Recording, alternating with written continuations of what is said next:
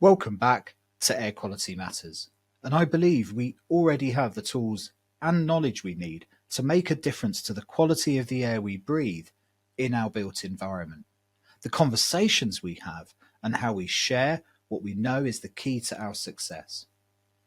I'm Simon Jones, and coming up, a conversation with Jack Harvie-Clark, founder and managing director of Apex Acoustics.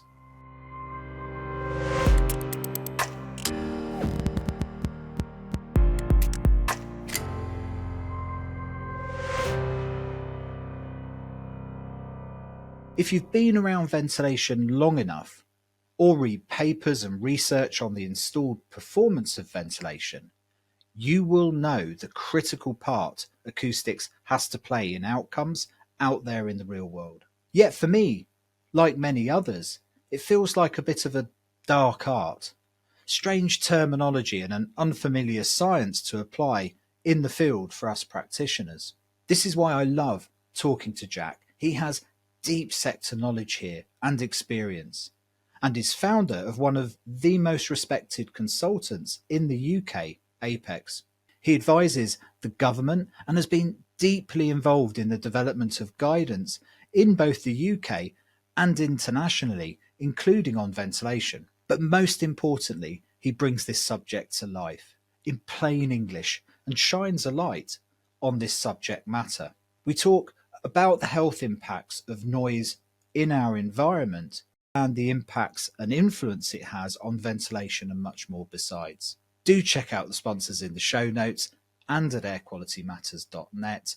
This is a conversation with Jack Harvie-Clark.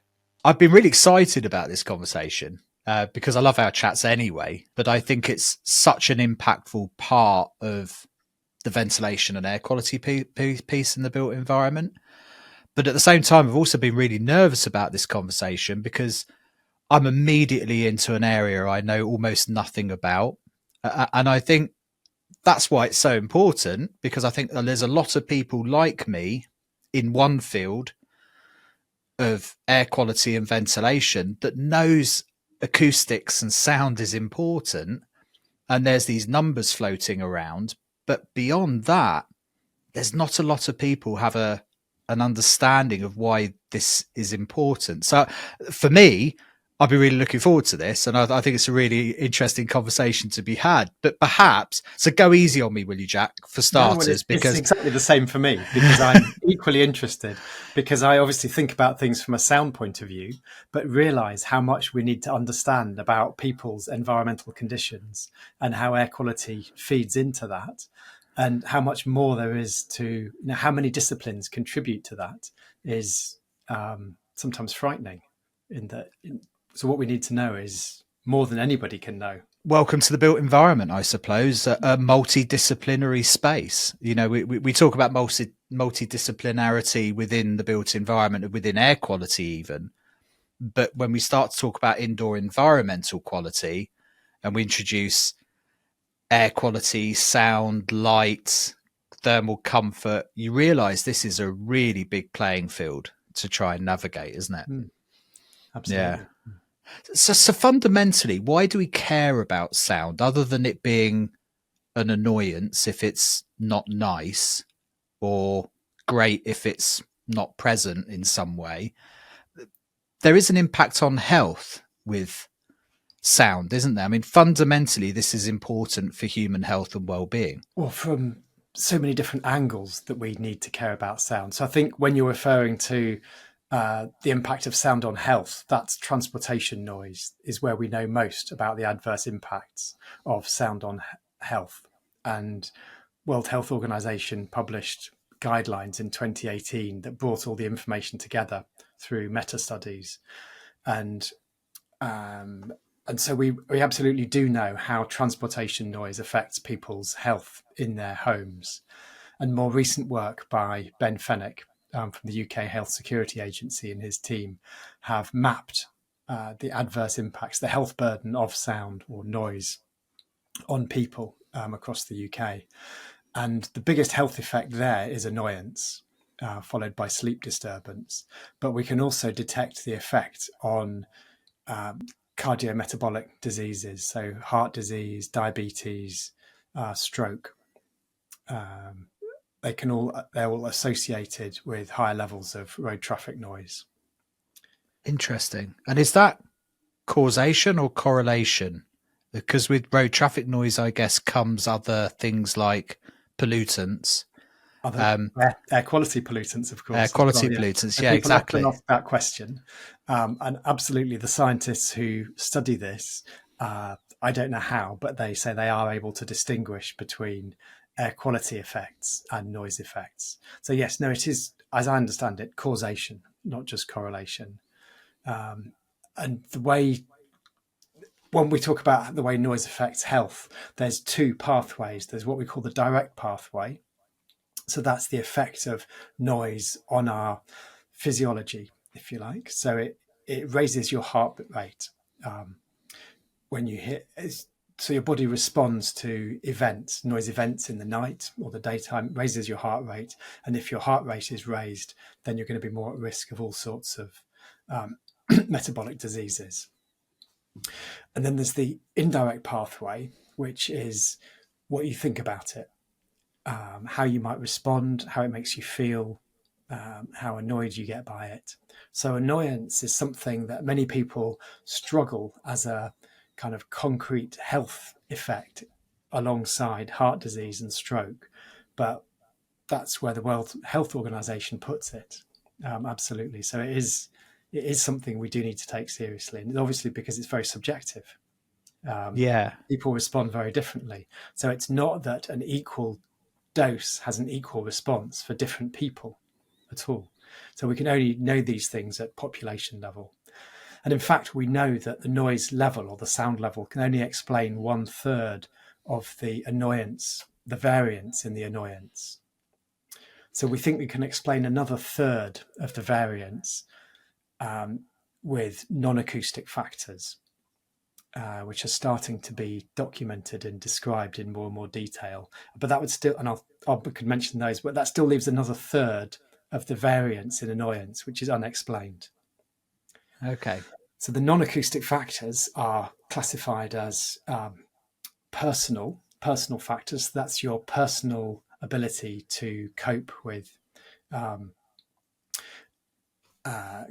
noise. Your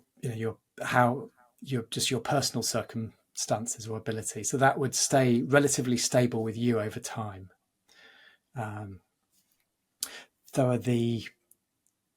I'm just hesitating slightly because I just had an email yesterday saying about how the descriptions of these classifications are changing right now as we speak. So this is hot off the press. This yeah. is hot. Okay. Yeah. Yeah. So there's the what they're calling situational or physical environment factors, which they count as things like, do you have a quiet side to your dwelling? So if you have a quiet side, you can understand you're likely to be much less annoyed by the noise because you've got some respite from it. If you can open the windows on the quiet side and have access to the outside without the noise. So that would kind of seem fairly obvious. Then there's things like if you've actually got a view of greenery rather than the road, then you're less annoyed by it. And if you can't see the road at all, actually, you're generally less annoyed by it. So they've had examples of where people have built noise barriers with clear parts so you can still see the traffic, and they haven't reduced the annoyance at all. And part of that is due to people's expectations. They thought it was going to get better. They will have reduced the sound level, but they don't reduce the annoyance. So the effect on people's health potentially hasn't been that great. So people's expectations are important for that type of thing. That would maybe be a personal factor, or maybe a social factor. So the social factors are things which are where we have shared perceptions with other members of the community. And examples of the examples often given are things like attitude towards the noise authorities. So what that means is things like round busy airports, the noise authorities, they will change the pattern of flights, the direction where they take off and land in at different times of the day to give people respite from the flights. And if you trust that the authorities are doing that fairly, you're much less annoyed by their noise, like much, much less annoyed. If you don't trust them, you're much, much more annoyed by the noise. Yeah. Isn't it funny how fairness is such a Yeah. powerful influencer on perception? Yeah. Yeah. But this is where it affects our health, because this is what affects your annoyance, which is directly linked to your health.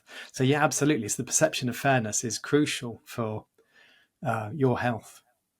And is it a massive oversimplification just to say that this annoyance factor effectively is just a stressor, that your level of annoyance to sound is something that just creates stress in the body, and like all stress, it has a negative impact physiologically and on your mental health and well-being.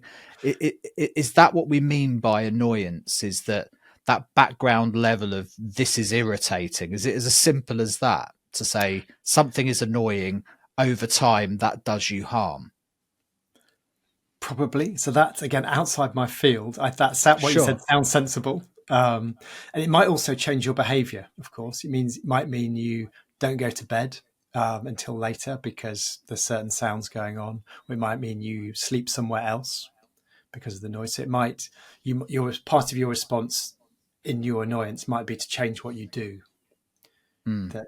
But yes, I think you're probably right in that essentially we. Yeah, the annoyance thing I can kind of get, but I also can understand how that might seem quite woolly. But the physic, because it's like you say, it's a perception thing, and like a lot of risk, people's tolerance to things is different as well. Yeah. But the physiological part of it is interesting to me because it's not having a toxicological impact like air quality would necessarily, but I can perhaps sort of understand how, like you say, if it disturbs sleep or your brain interprets different noises differently and creates some kind of basal instinct, Yeah, that we don't exactly. have control over it. Like you say, Exactly. it raises heart rate, fight or flight, all of these kind of things we Exactly. understand with our So, and the importance of that, chemistry. yeah, the importance of that, of course, is that's the reason for our hearing in the first place, is to keep us safe, because you don't have earlids, you don't ever turn your hearing off. Your hearing is there to protect you from being attacked. Yeah. So your part of your hearing is wired into um, your nervous system at a very basic level. So it affects you in a very this is not responses that you think about and consider, but in a very basic way. Yeah. So the sound is hardwired into our brains in a way in which it's designed to cause us stress. That's what it's for, because it's or to arousal. It's to arouse us so that we're ready.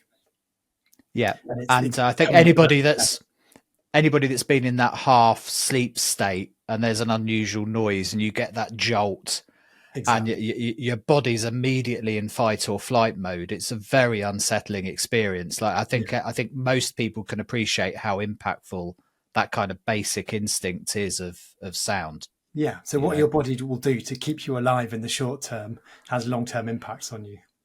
Yeah. So I mean, that I imagine that's a fascinating rabbit hole to start studying and research, but that I think that's neither you or I's area of expertise at all.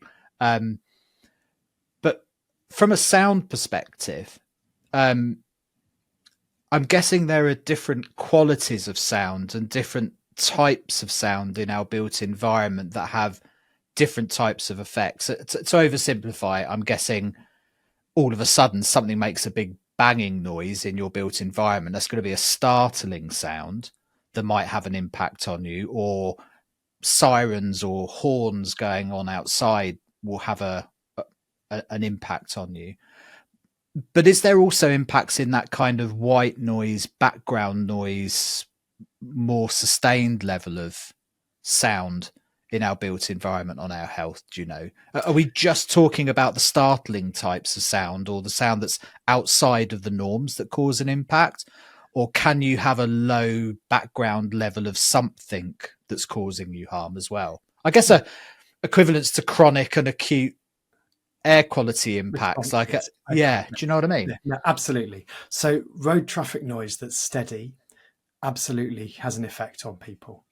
So the answer is yes. So the mechanisms might be slightly different in terms of it. This isn't something, an event that happens that causes an immediate response like that.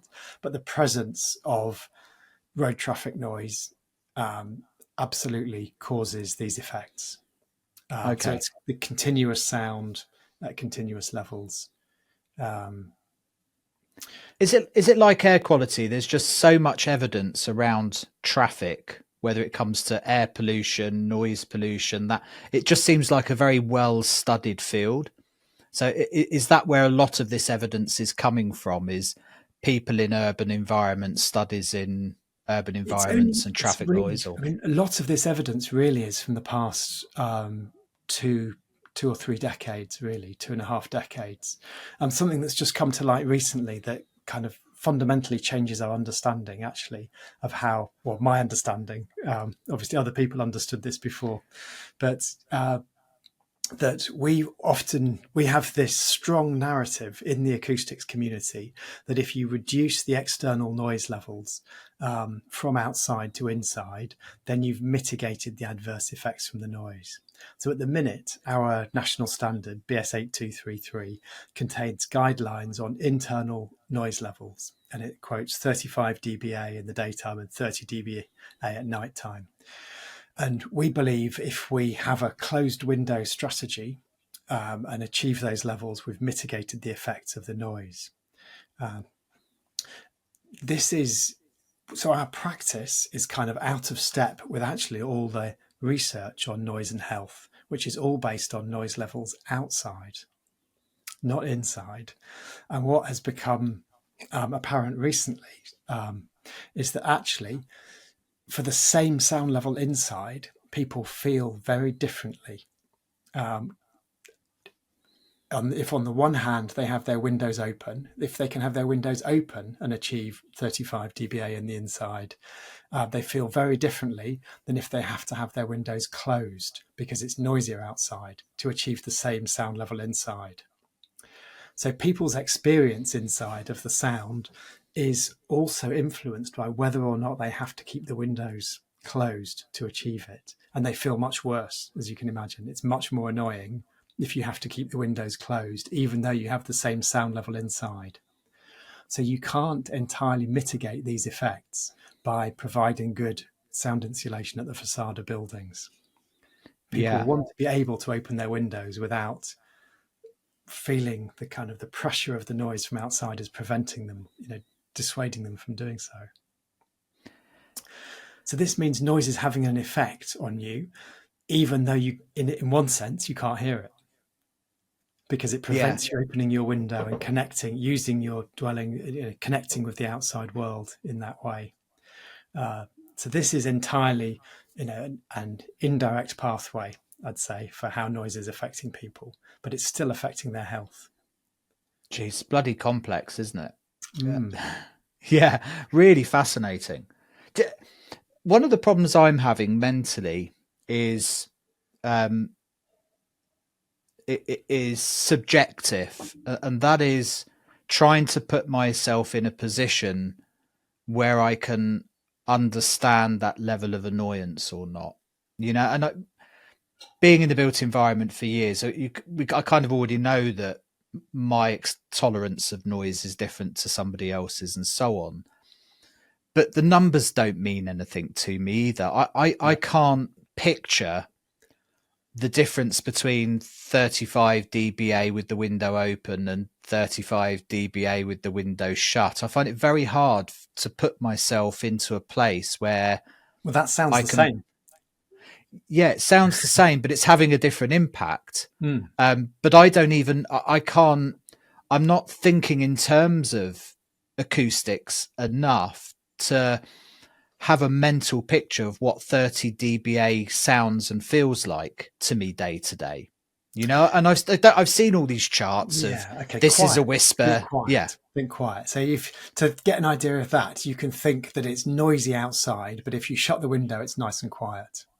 Yeah. So shutting the window gives you a sense of relief, and that's fine until you feel like you want to open the window. Yeah, there's an interesting point, and we have this the same in air quality, is that you build up tolerance to something in a space, and a change in that creates a reaction. So, for example, going from one space to another, you might perceive comfort differently Yes. compared to if you're in that space. Likewise, that noise might be tolerable to you with the window closed. You open the window and you realize that it's much noisier. You close it again, and now you're hearing that noise for the first time. A bit like going down to your kitchen in the middle of the night and hearing your fridge and wondering what that noise is, because you just don't perceive it and hear it during the day. There's other stuff, like it's that trying to quantify what good looks like for people that aren't acoustic people is a really hard mental leap, I think. And I think you can probably tell I'm reaching for narratives here clumsily, and that's because it's a strange world to try and describe. Well, I think it's so. I think what I'm talking about here is how people feel in their environment, and what we need to realize. So much of that is so strongly influenced by our sense of control over our environment. We know it's really important as human beings to have a sense of control over our environment. And I think when we feel like we can't close the window, or sorry, can't open the window, or don't want to open the window because there's bad things will happen or be uncomfortable, that feels like a kind of pressure on us. So this isn't really acoustics at all. This is about environmental comfort or environmental psychology, really. Yeah. And it's just the way that noise has this pressure on that sense of how we feel. But it's not actually the noise, because, like I say, 35 dBA with the window open might sound the same as 35 dBA with the windows closed, with different noise environments outside. So it's nothing to do with hearing. It's to do with our sense of how comfortable we feel and where our comfort comes from in a space. But this stuff is important, right? I mean, we talked about Yeah. the burden of disease at the beginning as the reason why we're spending time talking about it here, and that it's such a big effort externally to look at acoustics, is this has a burden of disease impact on society, doesn't it? Acoustic Absolutely. issues. So noise is the second biggest burden of environmental disease after air quality. So, And have we started to translate that into things like, people that listen to this podcast will have heard me talking about things like DALYs, disability adjusted absolutely. life years. Have we started to translate the burden of disease from noise to those kind of numbers? And do Yes. you have any sense of what they are, what comparatively to other things? I do, Off the actually. top of your head? Yeah. With the latest conference paper that I did last summer with Ben Fennick, he did the translation into DALYs of the noise exposure at different levels, from road traffic, rail traffic, and air traffic. So absolutely, we can do that for transportation noise sources. We can express the health burden in terms of DALYs. And we can have the DALYs from the different health burdens as well, from annoyance, from sleep disturbance, from the ischemic heart disease, and Yeah. so on. They can all be quantified. So that's the same as with air quality. We're now starting to join the dots from burden of disease to cost of health and the ROI of getting this right. We can start to put numbers around this thing to say, look, it's worth investment and resource to improve these outcomes because this is the burden of disease So that's of exactly these. what we did, is put the Yeah. cost in pounds and pence on these health burdens, which then asks a really interesting question: who should pay for that? Who should? Because at the minute we essentially privatize the gain, the uplift in the land value when you get planning permission. That goes to the landowner. But society picks up the health cost, the occupants and society, the NHS picks up the health cost of the people who have to live in places that are exposed to high sound levels. So why doesn't the developer put some money aside to mitigate the health of those people, for example? But I know that the schemes like that are very complex and complicated.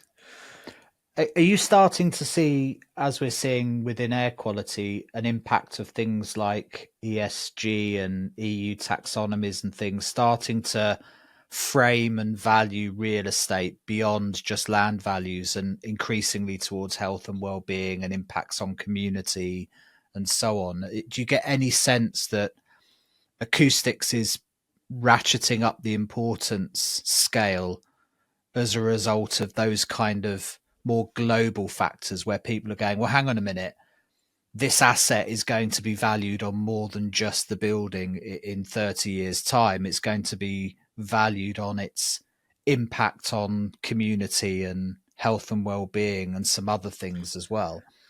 Do you see any of that in acoustics? Not directly. Of course, it's in well and lead and some of those Yeah. classification systems. So there's something to do there, but that's, I feel like, quite box ticking type activity. And I don't usually, I think there's lots of opportunities actually that aren't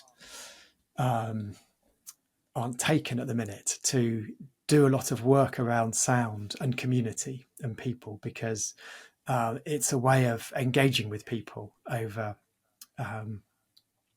what they want and what they can manage, what they don't want, what they don't like, and bringing people together to do those things. So I think it works really well using a soundscape approach, which means kind of dealing with sound as more of a social phenomenon.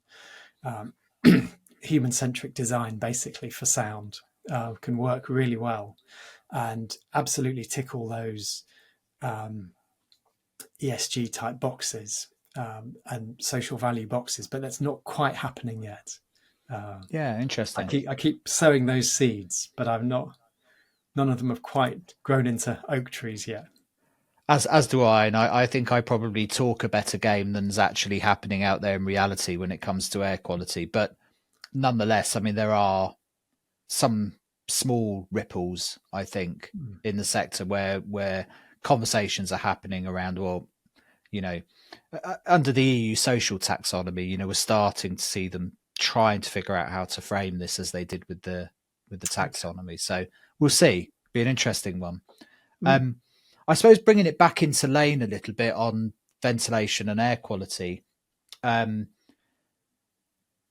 no doubt from my experience that sound is one of the biggest influencing factors when it comes to outcomes of ventilation in our built environment.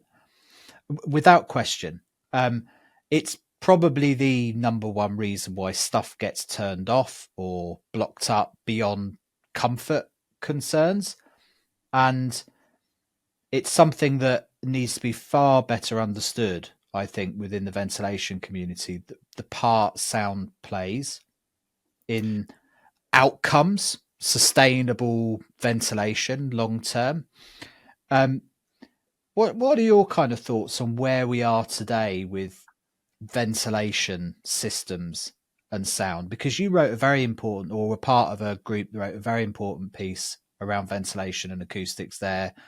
It seems only yesterday, but it was probably a few years ago now, wasn't it? That Yes, you're probably talking about our paper, which was How Loud is Too Loud? Noise from Domestic Mechanical Ventilation Systems, that was published in the International Journal of Ventilation. Yes. Which was 2019, I think. Oh, God. Okay, yeah. Yeah. What's your kind of sense of where we are today? Because there's a lot of numbers appearing in standards that not many people really understand what they mean or the consequences of them. But like, as of today, like, As of what's your today, sense? one thing I think that's really exciting about this is that more people are getting interested in this. So when I and my colleagues wrote that, we were really scratching around for information about things, as you say, because we'd heard lots of anecdotal information, evidence about people turning off their ventilation systems because they were too noisy. So this is a completely different effect of sound on people's behaviour compared to environmental sound, because this is the sound being annoying and you responding by controlling it, turning it off, which is, as you say, far too common. And I think the other most common reason that I've come across for people turning off their ventilation systems is because they think it's costing them money, is the other big one. But so when we wrote that we were struggling to find much direct research on this question about how sound affects people in their homes. There's quite a lot of research has been over the years about sound effect on people in offices, for example, because people are interested in productivity and all the rest of it. But there had been very little research on sound in people's homes. To the extent that the only direct evidence we could find of people measuring sound levels and asking people how they felt about the sounds was from a small study in the early, or maybe in the mid 2000s in Finland, when they were investigating compliance with the Finnish building regulations that had airflow rate requirements and sound level limits. And so then they could chart sound levels as they measured them and people's reaction to those. And what they found was people were dissatisfied with levels that we would never have thought we needed to design to. And people's immediate response is, oh, well, Finland, that's all rural and quiet, isn't it? But this was urban locations as well as rural locations. And it, below a certain level, if your ventilation system might be the loudest thing. If you have good sound insulation from outside, that's the thing that you're going to hear most significantly. So you don't need to be in a very quiet area to hear that. And so what we found then when we looked at it was that actually quite a few countries had evolved this problem with noise from ventilation systems. And I say evolved because I think until the 1970s, really, nobody worried about insulating or making their homes airtight, particularly. And then we had the energy crisis, and everybody realised we're leaking money by leaking heat, and we needed to make our houses more airtight. And that's obviously what's led to the problem with indoor air quality. And the resolution to that was always supposed to be ventilation systems. And in countries that have a longer history of installing and maintaining ventilation systems, where it's more a part of the culture, if you like Sweden and Germany, for example, then we don't see the problems that countries that have more recently adopted mechanical ventilation having. So where people expect to see ventilation systems and rely on them, they make them work and they keep them quiet. In that we saw the same thing in the Netherlands as we have seen in the UK, is where there's been a rapid adoption of mechanical ventilation systems, but nobody really quite taking them seriously or knowing how to design them, which you've obviously seen in great detail. And we've seen failures at every part of the industry, I think, from the regulations themselves to lack of design, lack of specification, problems in procurement, in installation, commissioning, and operation and maintenance. Every part of it's a long list. Yeah. I think everybody who looks at any part of that, the whole, everything that contributes to getting ventilation systems working in practice, you have big problems in this country. And noise is the thing that kind of can happen at the end of all those failures, which mean people turn it off because it's too noisy. Or commission it to a noise level that they think is going to be satisfactory, which in turn then leads to non-compliance of ventilation performance. Yeah, exactly. basically turn it down until I don't think I'm going to get a call back type With that, commissioning. and we know there is absolute evidence of that, isn't there? Of people, installers saying that, if I won't get called back if it's not too noisy, but I will get called back if it's too noisy and it complies. So basically, commissioning by noise level rather than airflow rate. So Yeah, yeah. yeah, But therein lies the challenge, I suppose, is that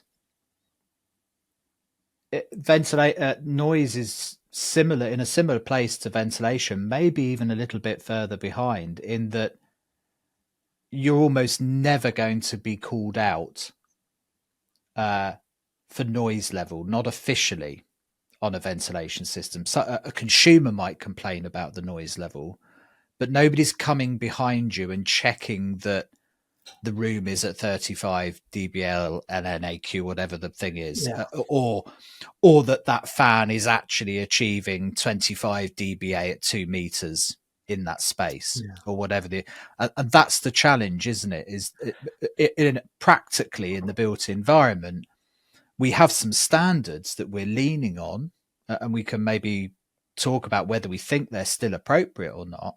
Um, but ultimately, if it's just not policed at all or followed up, no. checked in a This is way, this is then really interesting. Yeah, I think, and I've talked to lots of architects and contractors and house builders about this, and I always ask them, have you ever, like in your personal experience, do you have experience of noisy fans in a domestic situation that you've turned off because they're annoying? Everybody's yes, yes. I know that, I've done that.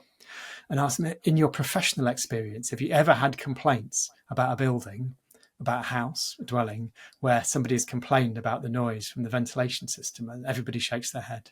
They've never had that. Even to the extent that an architect told me a story about how he moved into a new housing development, and the ventilation systems were really noisy. And he said word got round about where the switch was to turn them off, and everybody turned them off. And I said, so you're an architect. Did you go back to the builder? These houses are under warranty, and say the ventilation system's too noisy. And he said, no. yeah.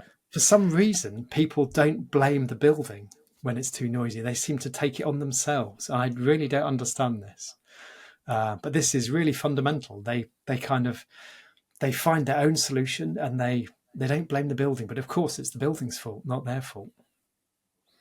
So when we get to that, back to that kind of brass tacks level, uh, how do we think about and regulate for noise in homes? I mean, what are the kind of hard numbers, thresholds that you can say something is either acceptable or it isn't in our buildings? Like, how is that viewed? Like, under what kind of frames? What are those numbers? And I suppose ultimately, realistically, how do you test for that in the field? How would somebody make a judgment call as to whether or not a bathroom fan in an ensuite next to your bedroom is making an acceptable noise or not? Like, how do you get there to that point?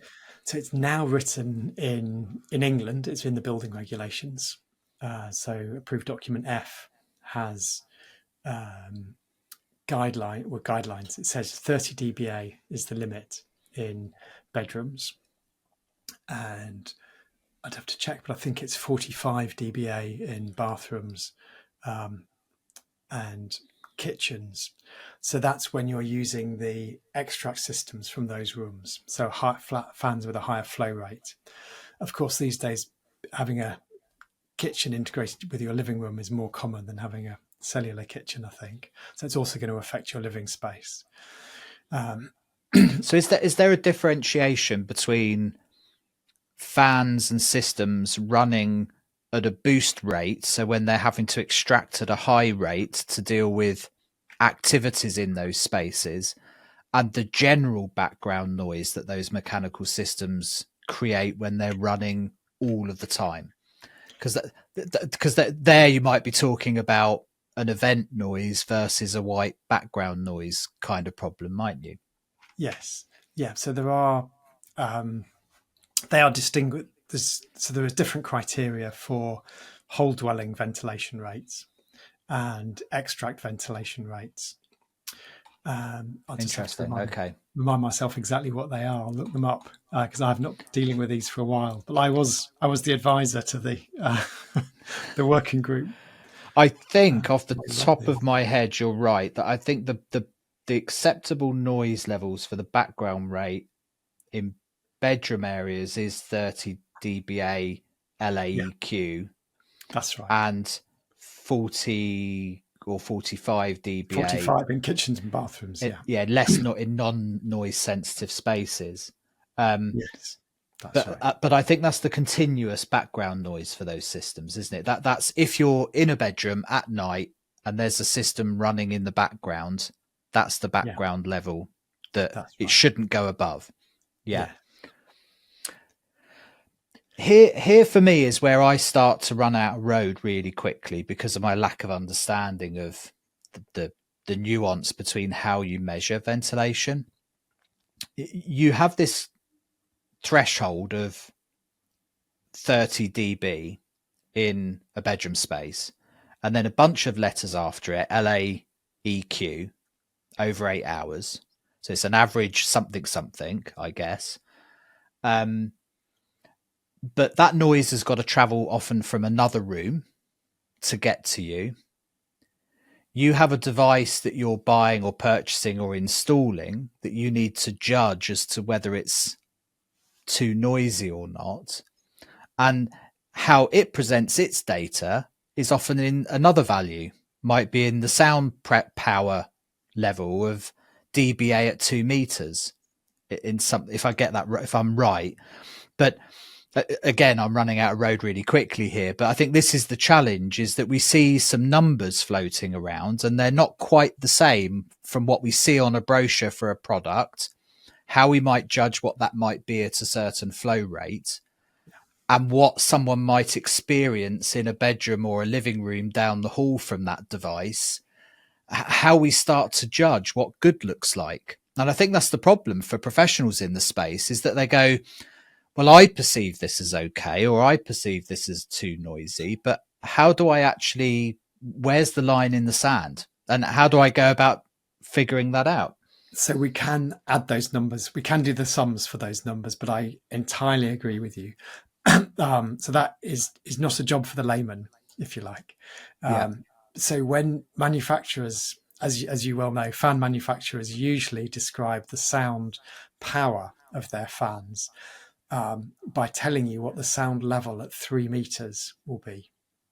Is the most common way. I mean, that's entirely you could describe the sound power with the sound power in decibels rather than with the sound pressure level at 3 meters, because to calculate it at 3 meters, you have to assume you've got a point source either with a reflecting plane or in a free field space, three-dimensional space, and then the question is, how loud would it be 3 meters away?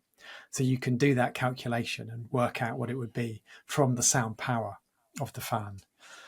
The sound pressure level at 3 meters is a number that is much, much lower than the sound pressure level you get when you put that fan in a room. And the smaller the room you put that fan in, the higher the sound pressure level. Because if you like, the sound has nowhere to go.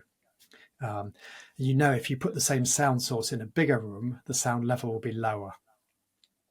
But there can easily be an 18 dB difference between the sound pressure level at 3 meters in the free field compared to the sound pressure level in a small room.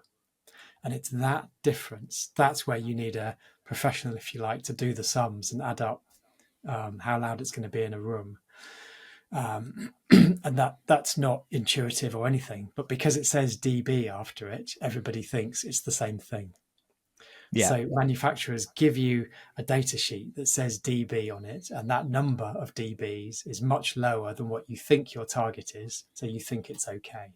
And people don't realize there's actually a sum to do between the two things. And I've even seen sheets that express that at different frequencies as well, to make it even more complicated. I mean, I suppose there's two questions there that spring to mind. One is, should we be worried in the sense that a bit like ventilation, we know practically when we go out and measure ventilation in the built environment that you've got a higher chance than not, even in new buildings, that house is going to be underventilated. Every time we do research and studies in the field of ventilation, we see massive underperformance of those systems, like catastrophic levels. It's really quite embarrassing.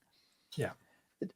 Are those similar kind of studies happening in the acoustic field? Are there studies that are going out and looking at 100 new builds and going, actually 40% of these homes are above the noise levels that we'd expect, or we can say that ventilation systems are too noisy in 40% of the properties we go into? I mean, is there a bank of evidence that's saying there's a problem here in the first instance? Or has that just not been done at scale It's properly? not been done. So we put a Okay. big project proposal together about 5 years ago, put a funding bid to EPSRC in through Salford University, where they were leading it, to actually find out the scale of the problem. Because anecdotally, we hear about it all the time. But like you say, there's no broad measurement. And because measuring these things is not simple, you're talking about relatively low levels of noise. So sometimes you need to go in the evening or the night time when there's less environmental noise to actually be able to measure these levels. But of course, that is when it affects people. So the most critical time is when people are in bed going to sleep. So it's not the effect on their sleep, it's the effect on them, whether they're annoyed when they're trying to go to sleep. Yeah. And yeah, And the other challenge you have, I guess, is that if 75% of properties are underventilated, 75% of the fans you're measuring probably aren't running at the speed they should be anyway. So, like, it's a bit like air quality. We see so many studies going in to look at air quality outcomes in buildings, and mostly it's just a study on crappy ventilation, or the outcomes of crappy ventilation. And similarly with acoustics, there's no point going out and measuring 10,000 homes if 7,500 of them are underventilated and the fans aren't running at the speed they should be. So, like, we've kind of got to get to a point where what you're measuring is working at the performance levels it should be to determine whether or not those sound levels are acceptable at that point. In a way, we don't need, from an acoustic point of view, we don't need the ventilation system to be working. We just need to know that it's creating some noise and correlate that with people's response. So what levels of noise can people actually tolerate is what we need to know. And we don't know that. So we don't really know how to characterize noise. We know that dBA, which is our most common way of measuring sound and noise, is not a very good characterization for low levels of sound that might have characteristics in it. If it's got any tonal content, or characteristics which make it particularly that draw your attention to it, it's going to be much more annoying. But that wouldn't show up when you measure the A-weighted sound level. It could have more low frequency sound in it, which again wouldn't show up, wouldn't change the A-weighted sound level, but might be much more annoying. Can you characterize that, the quality of the sound and its impact on annoyance? I mean, there's a sound of my mother-in-law joke in there somewhere, but it's there's got to be because like you say, you could have the same sound power output, but one noise could be extremely annoying and another noise might just disappear into the background. You might barely be able to hear it. There's a lot of emerging science on this, or psychoacoustics it's called, and there's different metrics being developed. And this science has been, as far as I can tell, been developed most by the automotive industry, because that's where people pay for the most money for sounds they like or don't like. Interesting. So people often talk about the sound of a car door closing. They spend a lot of money on getting that sound right. And there've been debates about how much, whether it's, modern cars play back sound through the loudspeakers, engine sound into the cabin, to give the occupants a sense of power.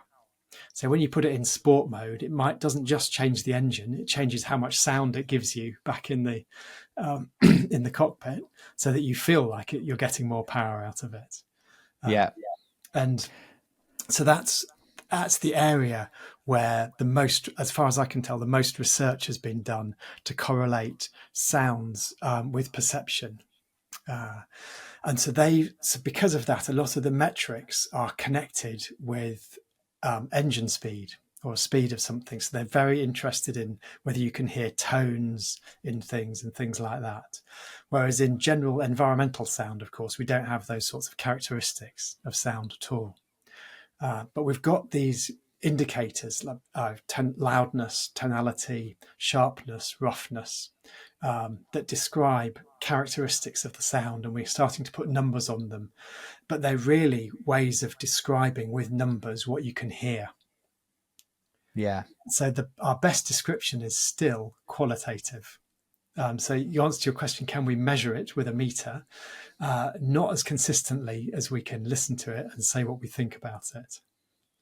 Interesting. So And it's very difficult because of that. So it's analogous in a way to me to this likelihood of discomfort metric we see in air quality, and how you translate that to an individual case.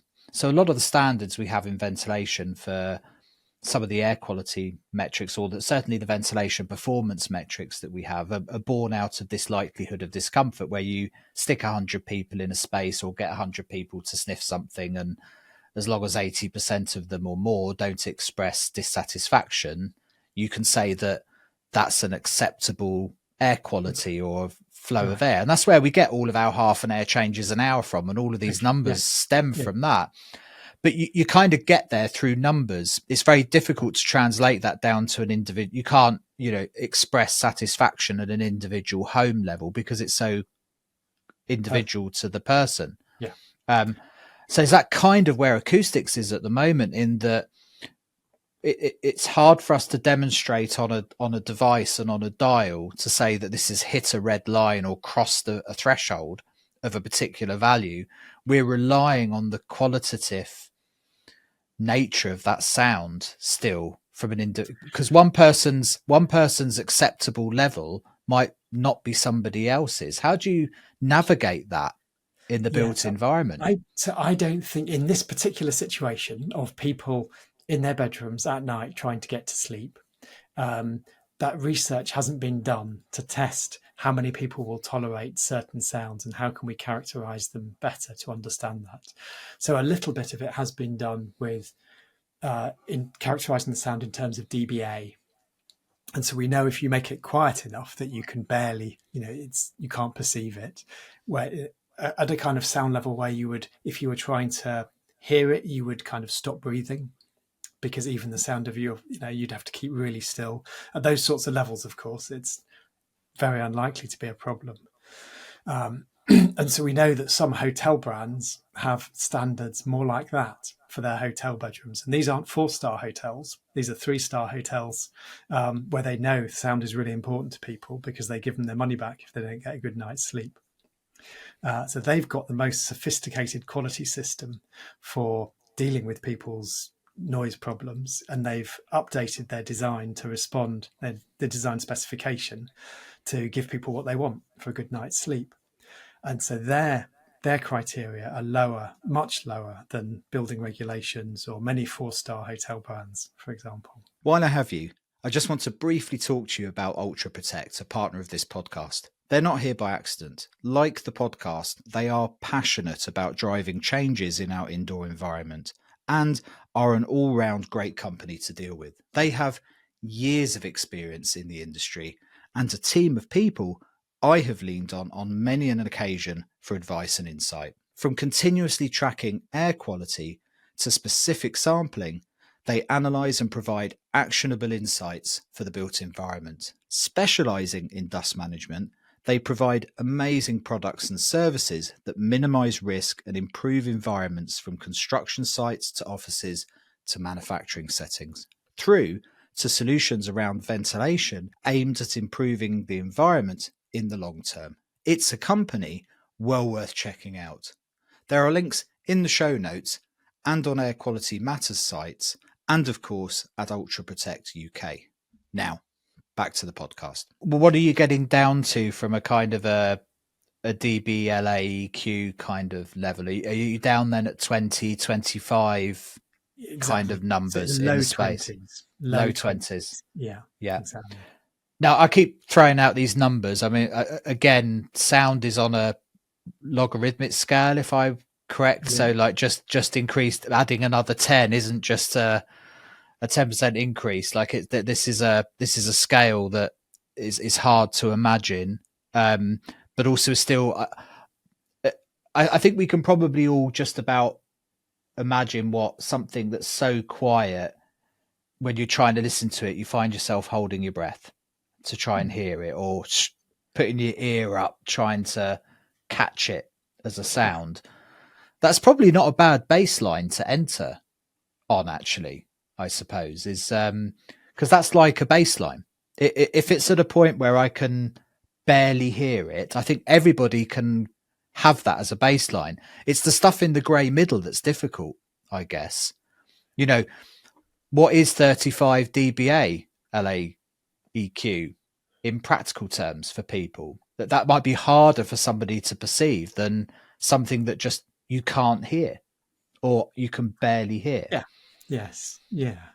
Yeah. So 35 would be like, as you would consider it to be quiet, totally quiet in the daytime. Yeah. Certainly that would be,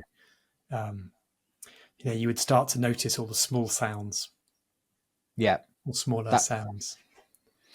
And I've had personal experience to that when we first built this home where I live now. Is when we first moved in, we installed an MVHR system, and it was at that kind of noise level that in the daytime you couldn't hear it, but at nighttime you could just. Okay. Yeah.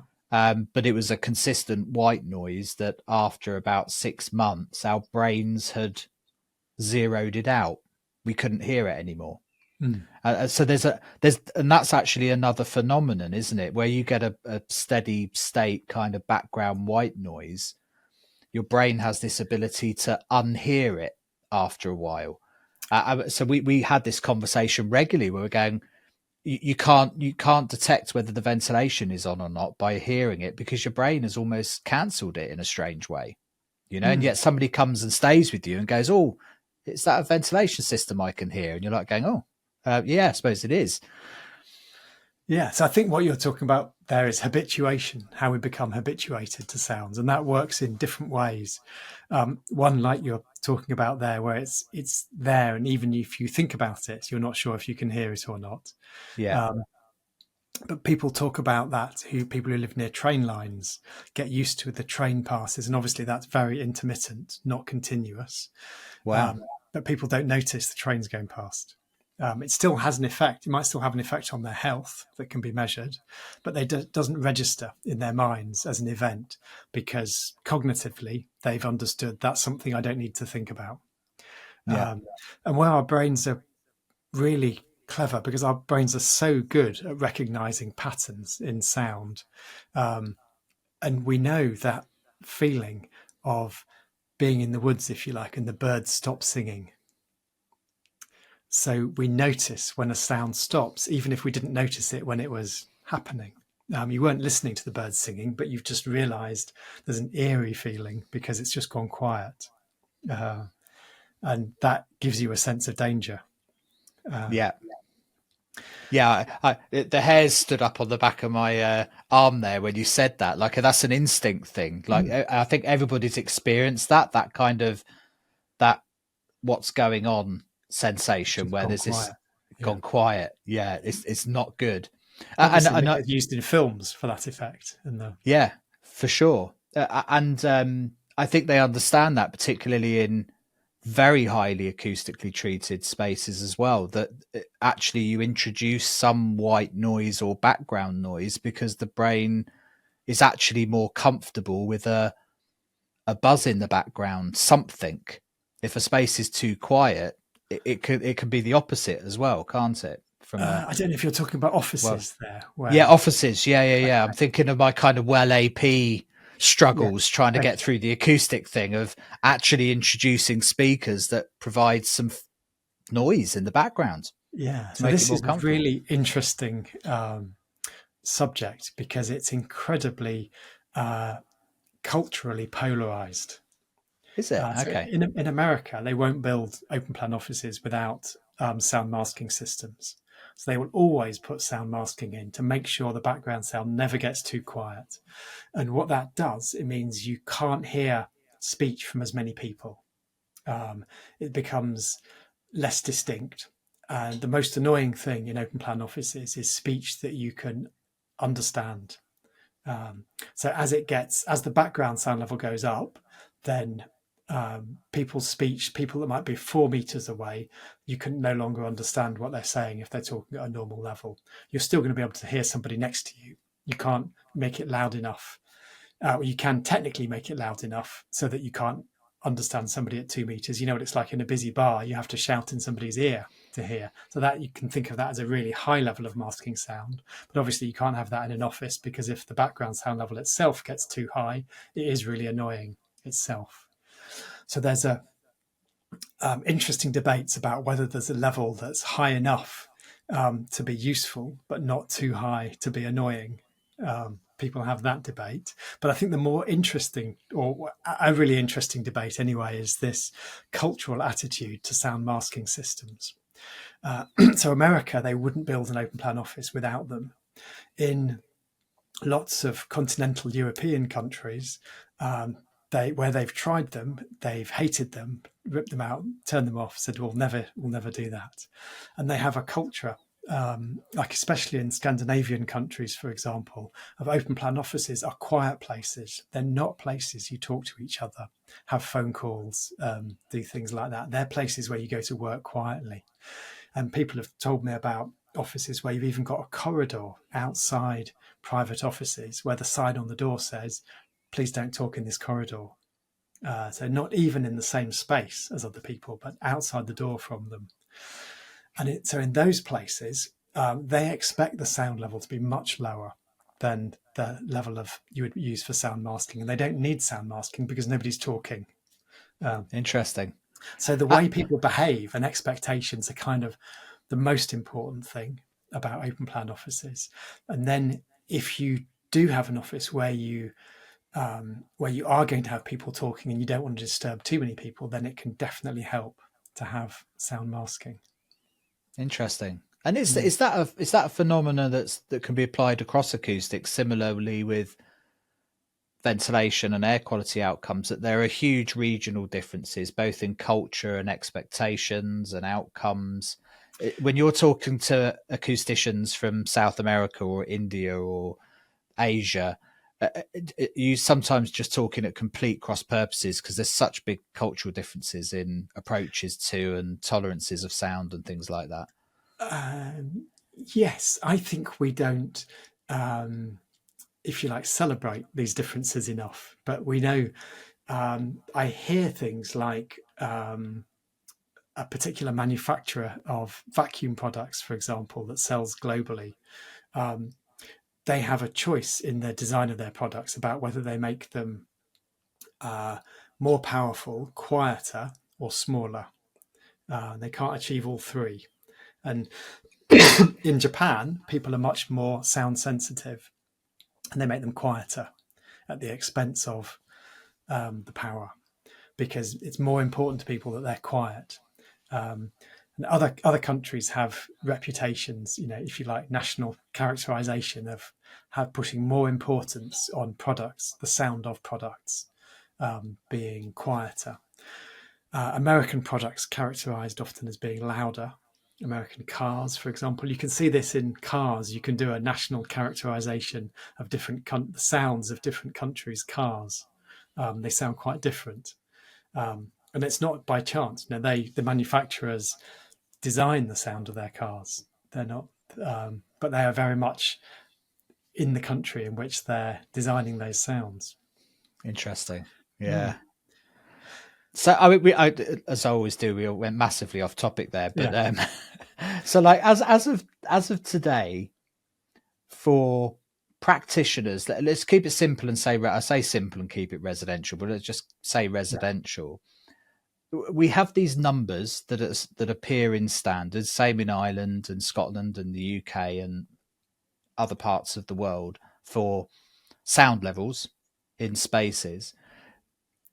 Is your sense that those numbers are the right numbers to be using, as in the how we characterize sound, and are they roughly at the right levels? I mean, a bit like ventilation and air quality. I keep kind of making it analogous to this. A lot of the problems we face with air quality in the built environment would be solved if we just hit the numbers that were in the standards in the first place. Okay. Like there's not anything majorly wrong with a lot of the standards we have for ventilation as they are. The bigger challenge is actually getting the industry to hit those numbers, implement it. Yeah. Is it similar for you? Are you uncomfortable with how stuff is measured or the kind of thresholds that are being set? Or do you think it's roughly where it needs to be? Well, there's still strong cultural elements in that, because the standards in America, for example, for mechanical services noise, and in the well standard, you get maximum credits for mechanical services noise levels that would fail to meet building regulations in Sweden. So from an American's point of view, the best, going beyond good practice in Sweden isn't good enough for just to meet building regulations, never mind improving on it. Yeah. So Americans, we would characterize as they like to hear the building services to know it's working. And I think we all have that experience. Or, if you go into a hotel and it's got a comfort cooling system, if you put it on high, you would expect to hear it. And you would expect to be able to turn it off to go to sleep. You wouldn't necessarily expect to sleep with it on high. But that's just entirely driven, if you like, by what people will culturally tolerate. And I've heard that in Japan, they make it quiet at whatever setting you put it at, which you can do, of course. That's just an engineering solution to a problem. It's just whether you need to. And there, people insist that it's quiet at whatever level they're running it at. So again, different tolerance. So I think the numbers, coming back to your actual question, the numbers we have for mechanical services noise at the minute, I think, are too high, because they're basically based on environmental sound levels. But people respond very differently to noise from building services compared to the way they respond to environmental sound. So that research that I was talking about hasn't really been done. And we're not quite bold enough in this country to pick up bits of research from other countries and say, we really should be making mechanical services quieter. Because Passive House has a standard of 25 dBA. Our building regulations is 30. 30 and there's quite a big difference between 25 and 30, as we said. And in your guidance for acoustics and ventilation, which you did a few years ago, you suggest that the target should be 25, and there's a good reason for that, I guess. Exactly. 26, I think, was the number. We said you could either adopt 30 or 26 is better. And so in general, we're using the right things to measure, but we think they might be a little bit too high. We could improve it. Practically, where do we need to get to satisfy ourselves that that's being achieved? Is this something that could be within the remit or the purview of ventilation people, or do we need an entire industry of acousticians who are a bit like we're fighting very hard at the moment for third-party validation of ventilation systems in the UK. We have it in Ireland, France has adopted it, many European countries have, that this recognition that you need an independent party to check that you're achieving the flow rates that were set out within standards. Do we need to get to the same place with acoustics, that somebody is coming into a building at completion and saying this building is doing what it should do from a sound perspective? Well, that would be, I think so, because contractors, housing developers, builders absolutely know when something's going to be tested at the end, they give it attention and make sure they do it right.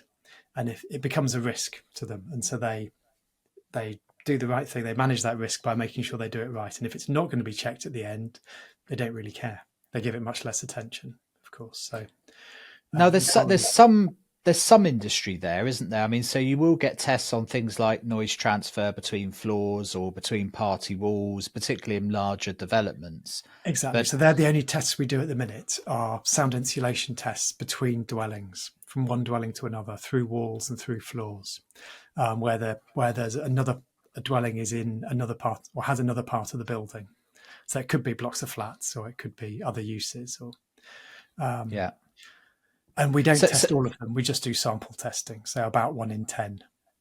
So there's no reason why we couldn't do sample testing of noise from ventilation systems. That would be the sensible thing to do. that's what I was going to ask. So there's the bones of an industry there ready to go potentially that could Absolutely. step up and fill that void and just do other tests. Yeah.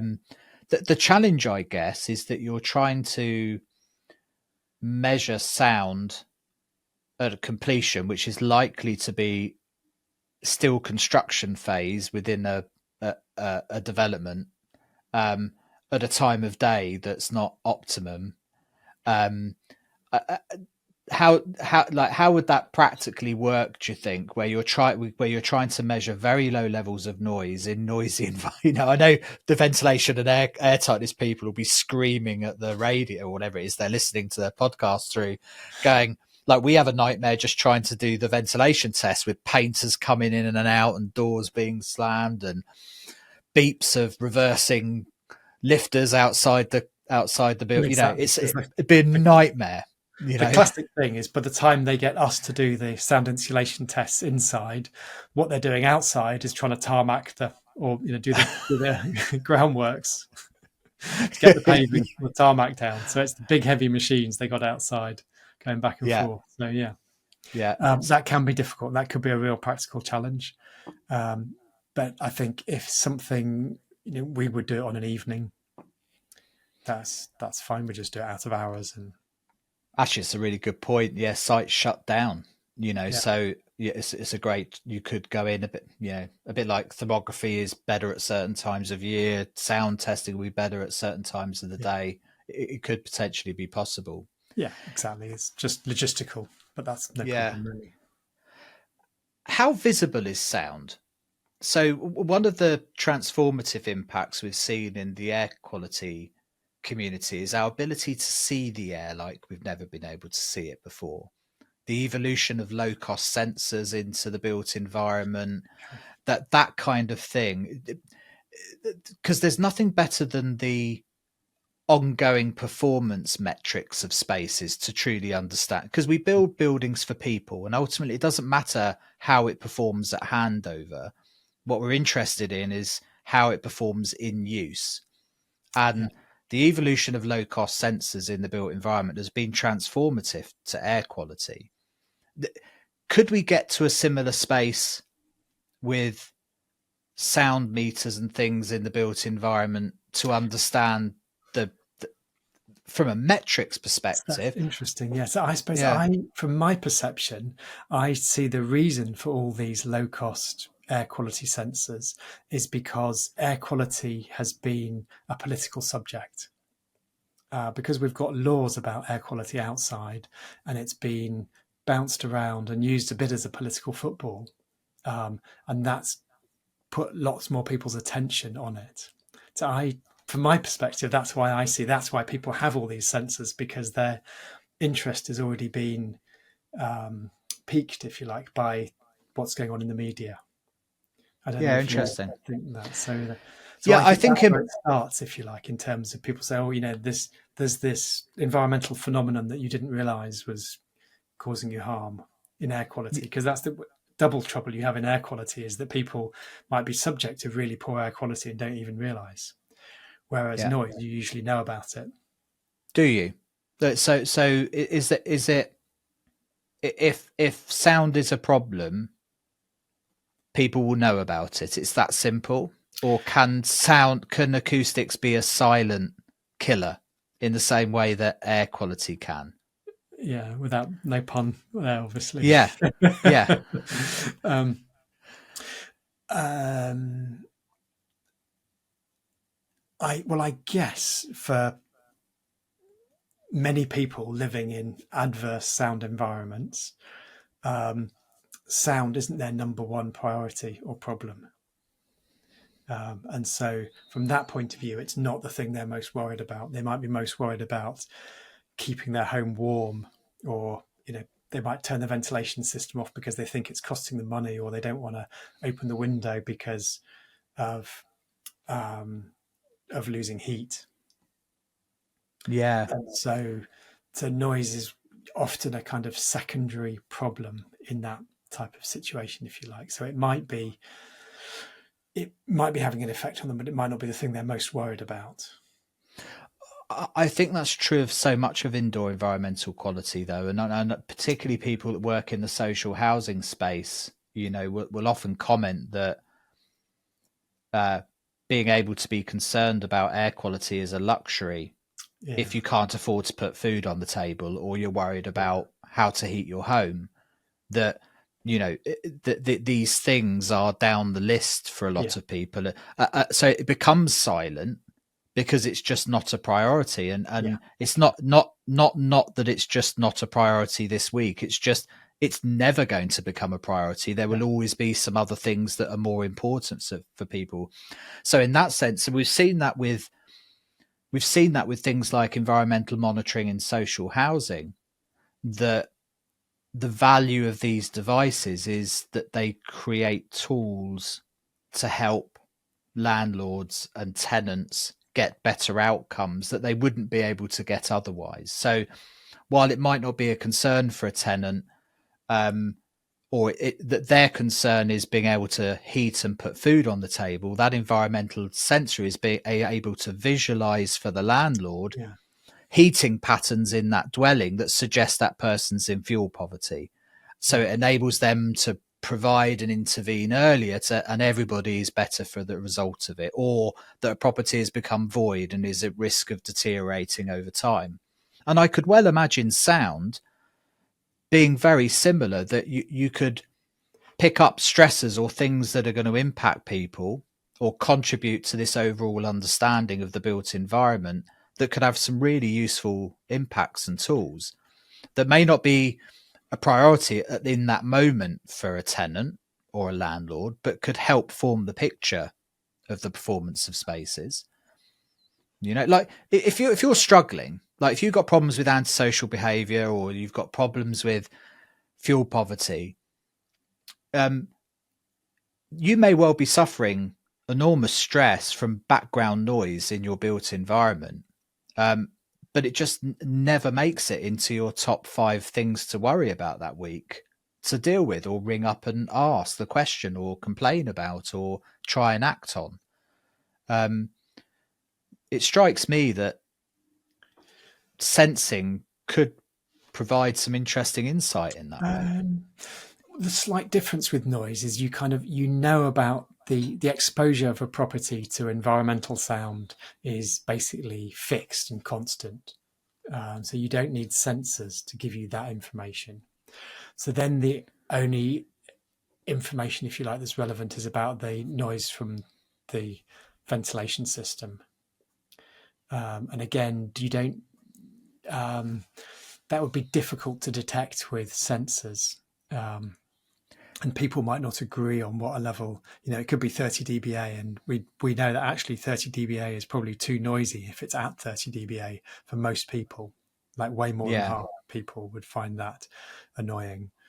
But I know struggle to do anything about it.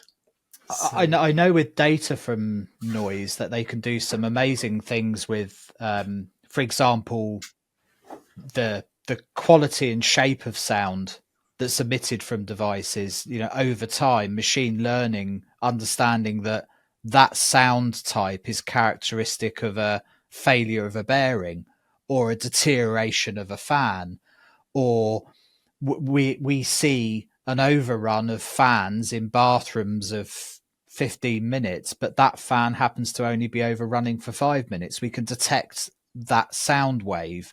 There's there's a sound is an incredibly rich source of information about the Yeah. environment if you're prepared to have microphones basically all over Yeah. your building, right? And so there's a massive GDPR thing there, obviously. We'll get onto that, but from a potential perspective, it's almost limitless, I'd imagine. Like truly listening to noise in a space could tell you an unreal amount of information about that building.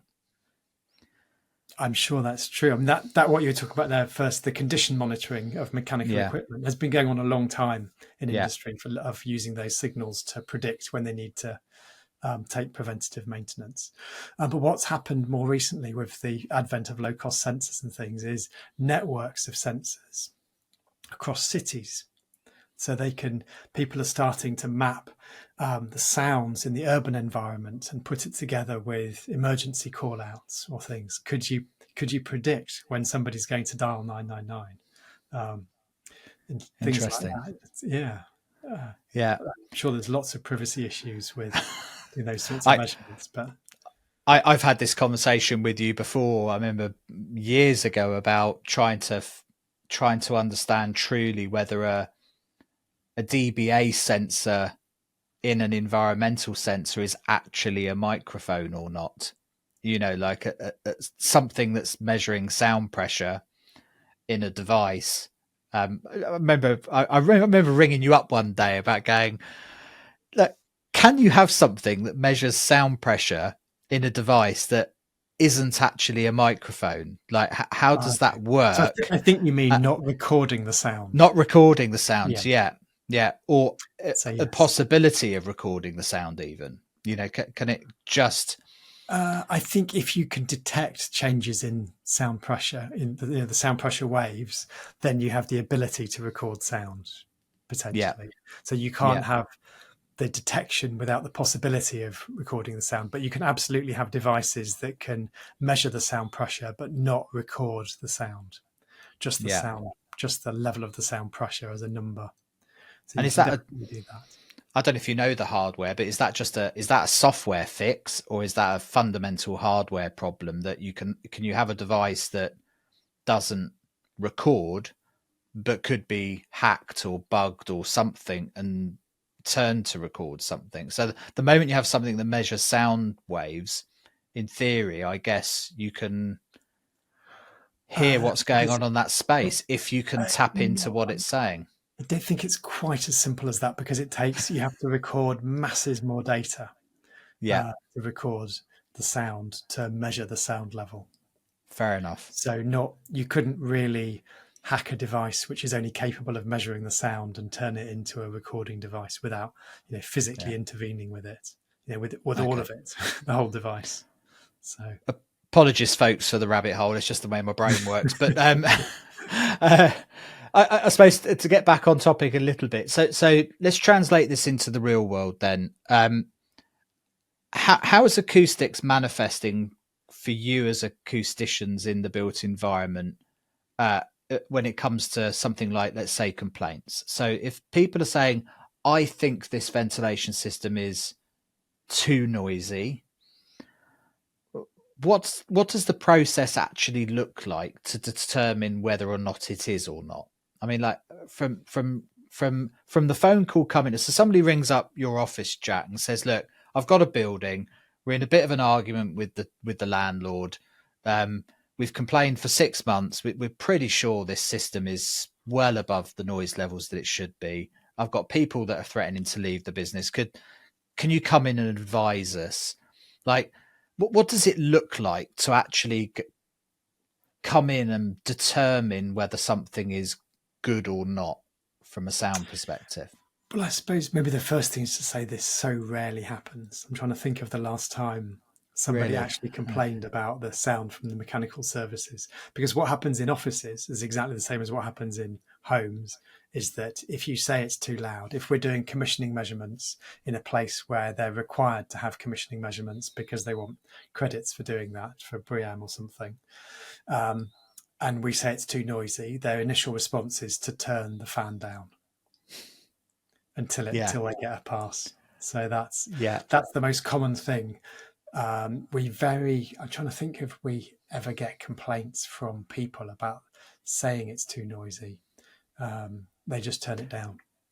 So maybe that's the wrong approach then. So okay, let's think about practically what it means to me as a ventilation installer, designer installer in the Yeah. residential settings, that I know I've got this target of 35 dBl, LAN, EQ. I still need to ask you what all those letters mean, but I've got a target of 35. I'm looking at fan brochures that say something completely different. Um, how do I practically navigate that world? How do I specify and install a ventilation system and be comfortable that I've made the right choices? Like, Okay. So I what think, does that look like? yeah. So I think what you're actually talking about there is design. It's mechanical Yeah, services design. So it's the acoustic design of the mechanical system, um, and that's not a simple or trivial job, unfortunately. So if you're trying to do this as a self builder, then the people who most commonly do these calculations actually are the companies that supply the systems.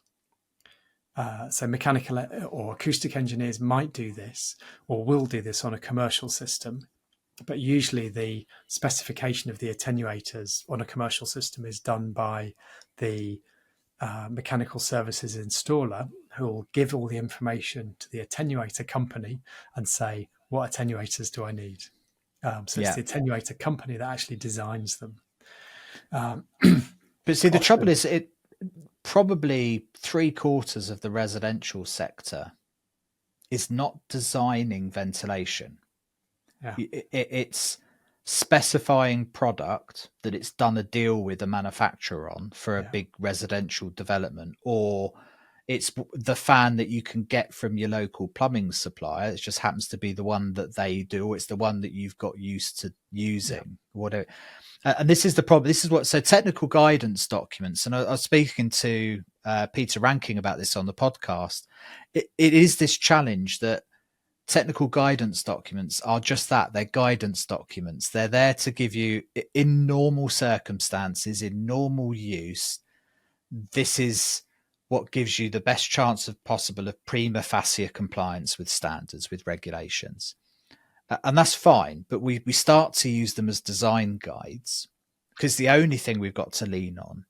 So I'm there as your Joe Bloggs ventilation installer, whether it's MVHR or not, and I'm just throwing ventilation systems in. I'm struggling as it is mm, to be good enough to hit the flow rates that I want.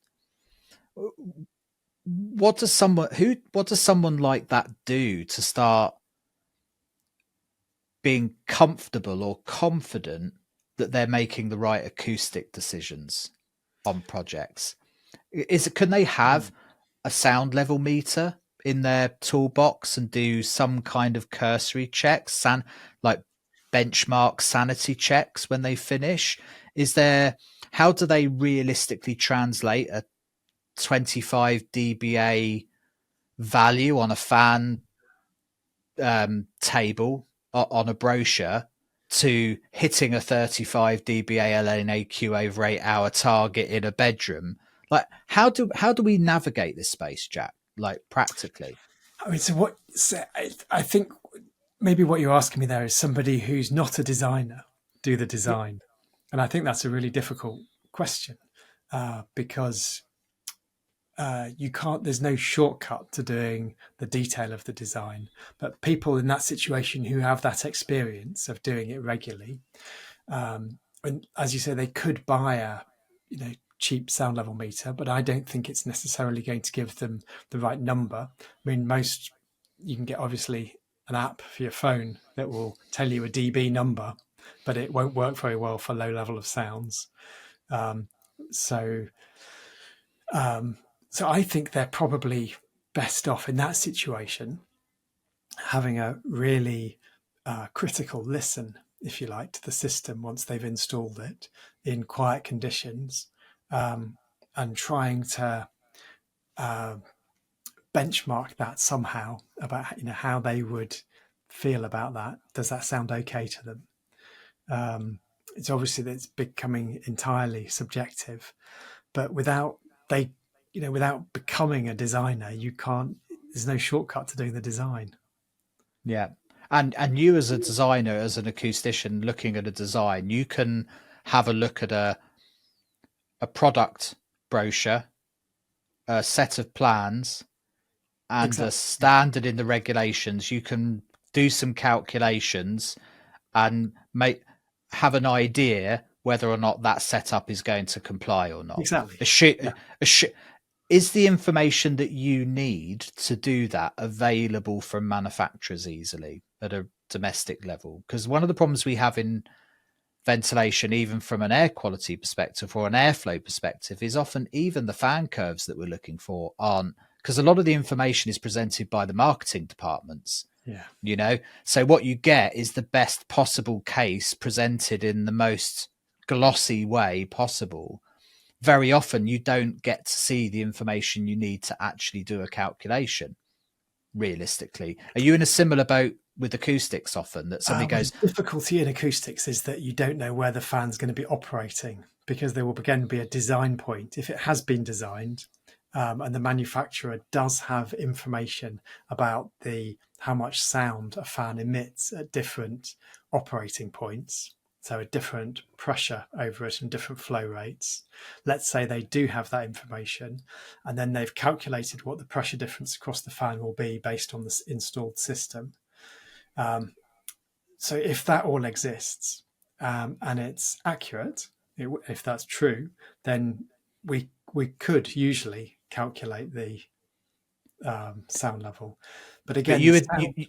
you'd need to know where the fan is in the room. You'd need to know what the build up is around that fan. Well, here Is I'm it thinking about a fan, an MVHR system. I'm thinking about here where the noise is going to go through ducts. There's okay? going to be a number of bends and the length of straight ducts, and Most properties aren't MVHR. So in no, those circumstances, we've got noise emitters in rooms that are either next to a noise sensitive room or down the hallway somewhere. Um, how do you begin to figure out what the outcomes are going to be in those circumstances? I can understand if you've got a system okay, and you understand noise loss through a ductwork and you have an emitter in a bedroom that's going to yeah, either create, in addition to whatever background noise there is, over 35 dBA, right? I can understand how you might get to there, yeah. but for all the other types of buildings, decentralized MEV, PIV systems, natural ventilation with intermittent fans, all these different types of systems where you've got fans in bathrooms and kitchens and utilities and things like that creating noise. How do we is it even possible to determine what an outcome's going to be in a bedroom? Like Well, if you're looking at, it's very, if the fan's in the bathroom and the bathroom's, even if it's non-suite, and you've got a door in it, it's not easy to calculate what the sound level in the bedroom might be. And at the minute, there's no actual standards for that. The only standard in the building regulations is for noise levels in the habitable spaces, so the living rooms and bedrooms with whole dwelling ventilation, that's 30 dBA, and then the sound level in bathrooms and kitchens where you have extract ventilation, and that's 45 dBA. So they're the only levels. It doesn't ask you what's the sound level in a bedroom when that fan is operating in the bathroom. That doesn't fall under the regulations. so have you or anybody that ever been asked to look at a development of houses, say, that are at planning stage and say, are we on the right tracks acoustically from the ventilation perspective here? I've got DMEV going in. Here's the product. Here's the plans.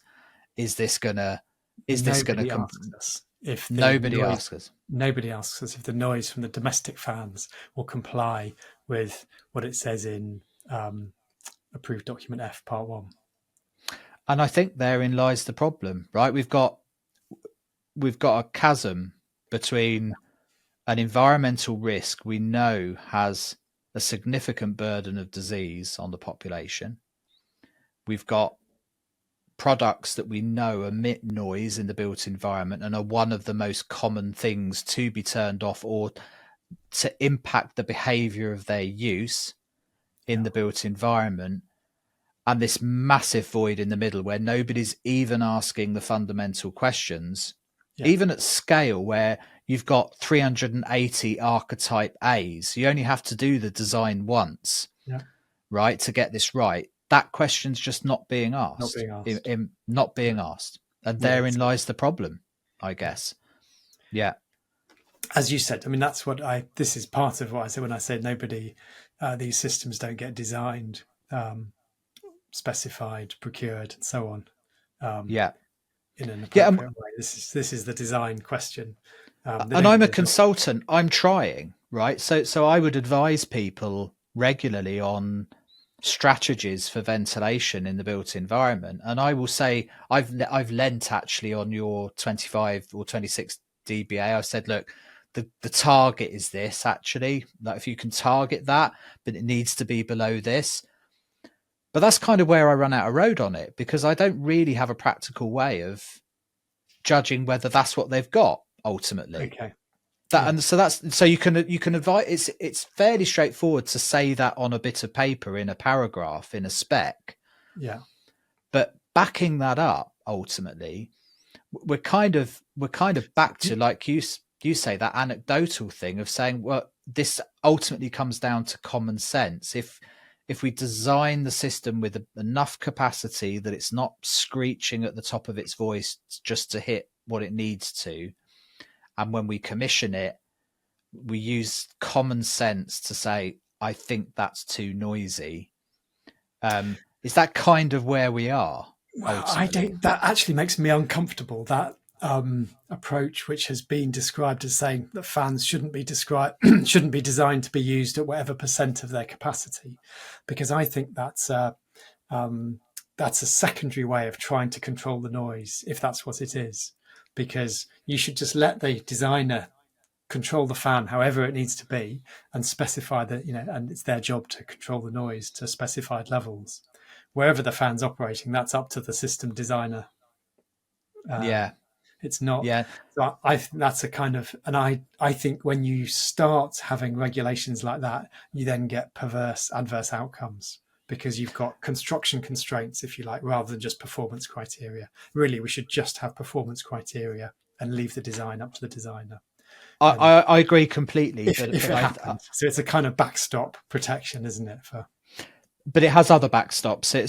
So the capacity one was something that was introduced in Ireland. So in Ireland, you calculate the general ventilation rate of a property, and then whatever system has to go in has to have a minimum capacity of at least 25% more than that. Okay. And the reason that was introduced was several-fold. One was with MVHR. What you don't want is people specifying a product that's at its limit at the general ventilation rate. You want some capacity, and 25% isn't enough actually for MVHR. You want it more than that, but it's a start. But equally, you can have somebody having a bad Friday who doesn't install very well. And if you don't have a fan in there with a bit of extra gas in the tank, you've got no aftermarket ability to get a little bit more out of it.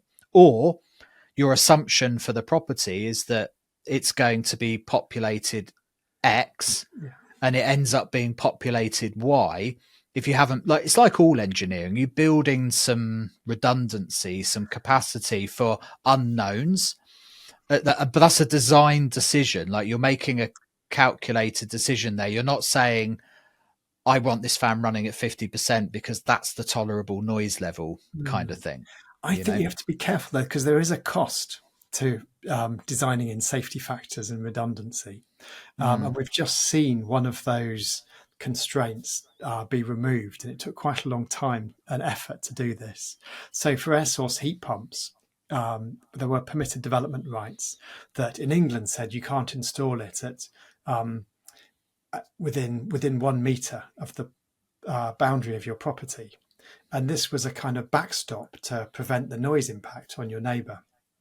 But actually, there's lots of situations when the noise impact on your neighbour will be less if you have your air source heat pump less than 1 metre, because it'll be tucked behind a barrier and it'll be more shielded from your neighbour. So I think you have to be really careful with these types of secondary constraints, if you like, to try and get the outcome that you think you want. because they don't always help, and they can. I prefer performance criteria that are going to be used, and maybe in that example of airflow, and you give me some examples there of why you might need some more capacity in the system, and one of them being it wasn't designed right. Well, if there was if it was designed right, it wouldn't be the problem. So you shouldn't have, from my point of view, you shouldn't have the wrong design with the specification, because someone's going to design it wrong. You're only going to get half of what the specification is. Just meet the spec. It's like. Yeah, it's a really interesting point. I mean, one of the things that I say within my documents when I'm advising people is to say, look, the design characteristics of this ventilation system is X, and it needs to operate within these sound levels at this level, but it needs the capacity, if we choose it to do Y, because we made this may be a house under a specific pressure because it's a social house, it's over occupied. We want it to be able to do more than the general ventilation rate, but I expect it to operate at the same acoustic levels or within those acoustic levels at that capacity as well. There you go. Right. So it kind of answering your question, is it doesn't matter what it runs at. The threshold for noise is the threshold for noise. If you're only just creeping under the threshold at the design rate, the general ventilation rate, you now don't have any capacity to turn that system up, because it's now going to become a noise nuisance. It's that kind of approach that the challenge I have, and I'll be quite frank with you, is that it's easy for me to say those numbers, much harder for me to hold people accountable to achieving them.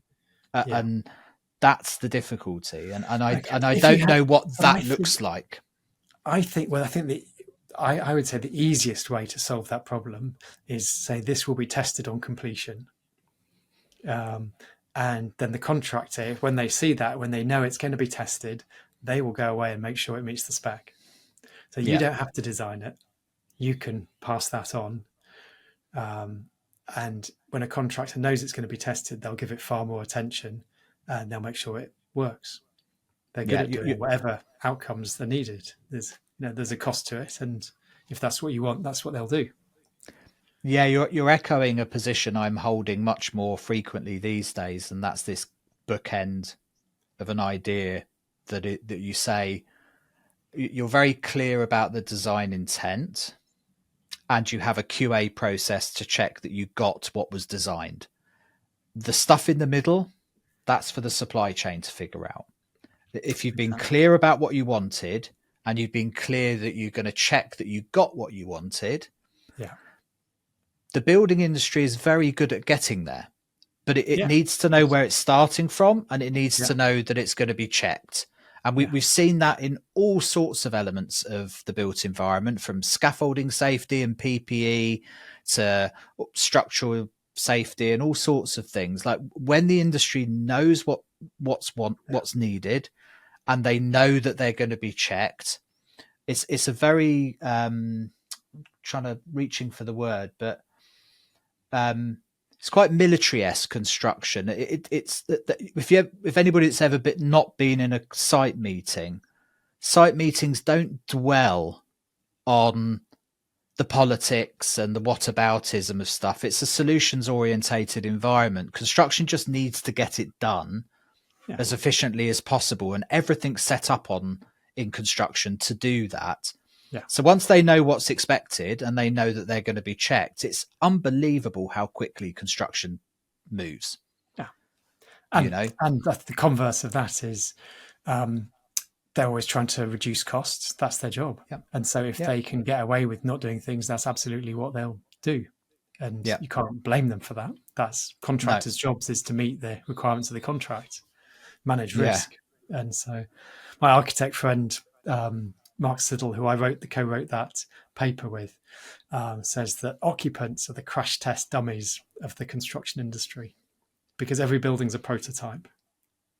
Yeah, absolutely. And Tim Sharp, that was on the podcast there recently, said that construction is one of the few manufacturing processes where we don't have these feedback loops like we have Yeah. in other systems. We create products, Yeah. and but it's very conservative. The way we do it is that by moving really, really slowly and through slow iteration. And one of the challenges we have in the built environment at the moment is technology is moving faster than construction has historically moved.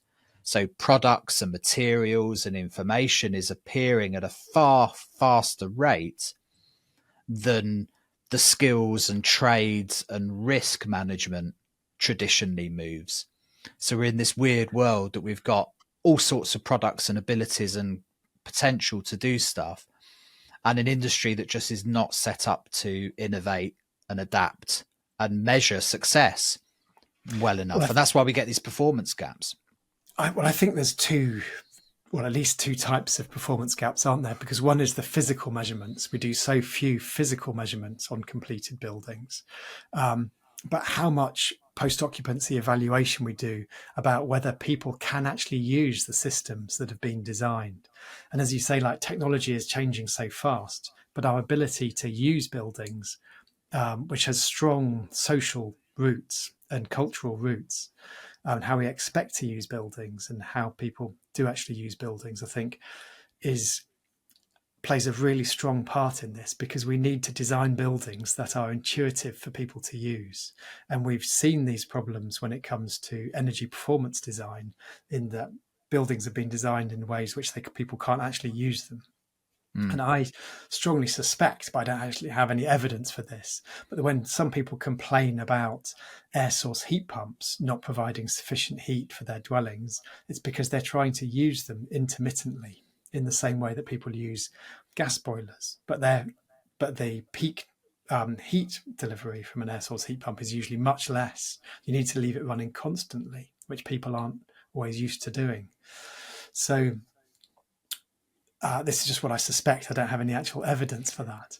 But I think there's a lot of evidence. I think there's more and more evidence that's kind of backing that up. Yeah, we see that in hot water use. You know, people that have had, particularly in retrofit, where people have come from gas networks where they've had combination boilers and have got use over the years to endless amounts of instantaneous hot water, now have to live with a hot water cylinder for the first time in their life and experience the joy of running out of hot water when your teenage daughter takes a shower.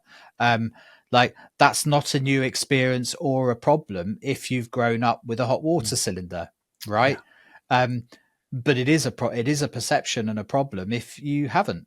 And so there's a lot of revolt to those types of systems just purely out of historical use of those spaces or traditions, and this takes much longer to change, potentially. And I mean, and we're both familiar with Tim Sharp's work, of course, that showed that actually trickle vents are a highly misused part of a ventilation system, in that most people don't understand what they're for or how to use them. Very few people actually operate them in the way in which they're designed to be used. That's a really good point, and thank you for bringing up trickle vents, because I made a note, and as I suspected, we'll run out of time really fast, Jack, as we always do in our conversations. But one of the things we haven't talked about is the point source of noise from an ingress perspective to outside. And one of the things I don't think we're paying enough attention on is the acoustic attenuation of ventilation products, particularly trickle vents and wall vents and so on. And one of the areas that I'm seeing this manifest very regularly is retrofit, where we're effectively changing the acoustic characteristics of the fabric by improving glazing and insulation in walls. And then we insist on a hole being put in that fabric for the provision of ventilation. And that hole now becomes a point source of noise, where it wasn't seen as one before necessarily, and becomes a source of annoyance, and then therefore gets shut and closed. So that you can acoustically treat trickle vents and wall vents, but I don't see that being specified enough. And that's not a hard calculation to make. There's some fairly good, solid acoustic attenuation numbers for products that can be tested, but we don't see that being specified regularly enough in the built environment.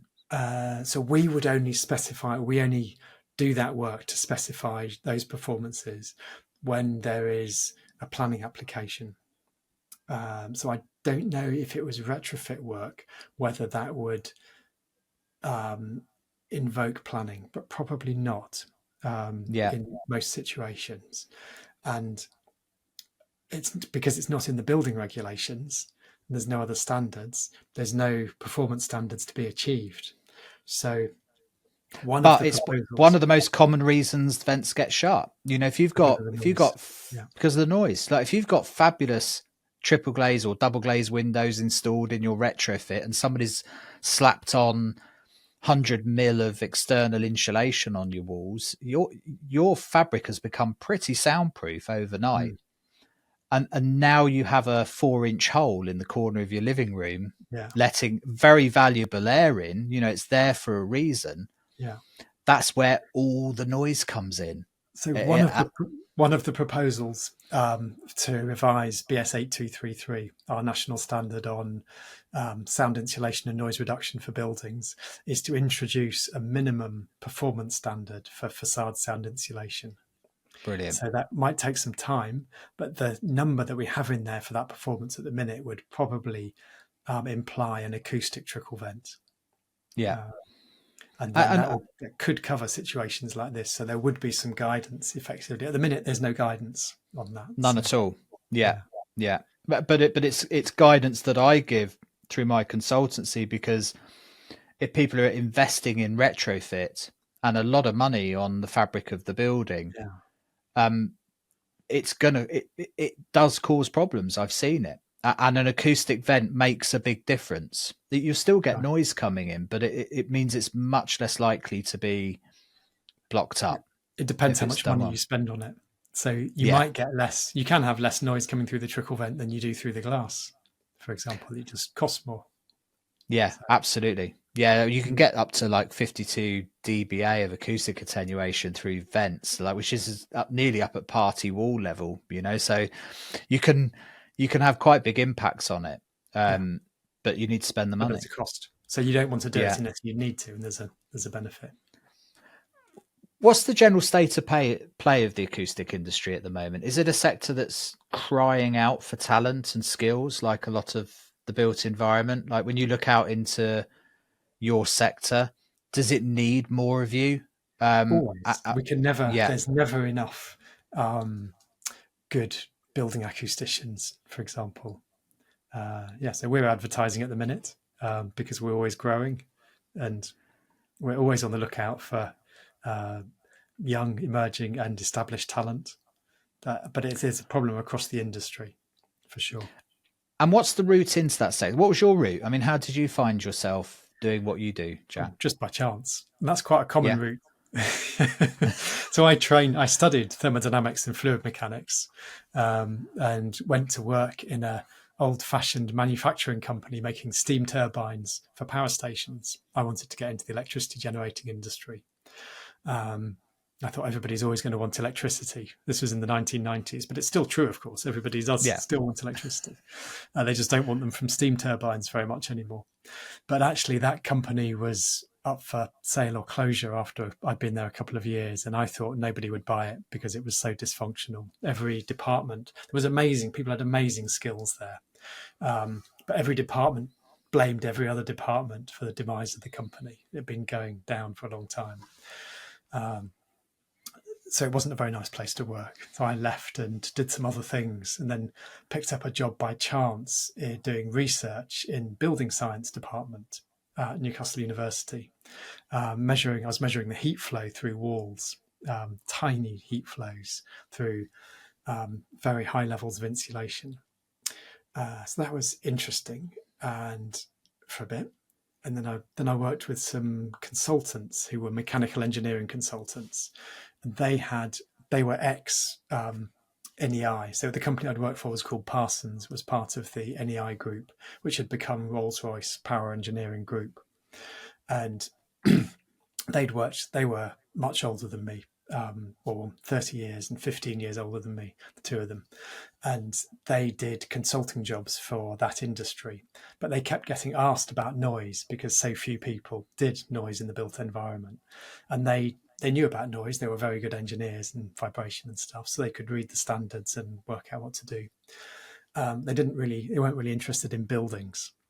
So I got much more interested in buildings and left to do my own thing. So I started Apex Acoustics in 2006 on my own, and we're now about 26 or 27 people. And this year we just won the Constructing Excellence SME of the Year. Actually, we went employee owned a couple of years ago, so I thought that would be a good business development. So nearly 20 years old now, Apex. Yeah, that's amazing. Yeah.